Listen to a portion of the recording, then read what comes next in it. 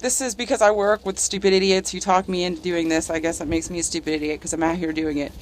The temperature on the backside of the house in the sun is currently 8 degrees. So we're going to test to see if these 2 cups of boiling water that I just brought out will freeze when we toss it midair. So here we go.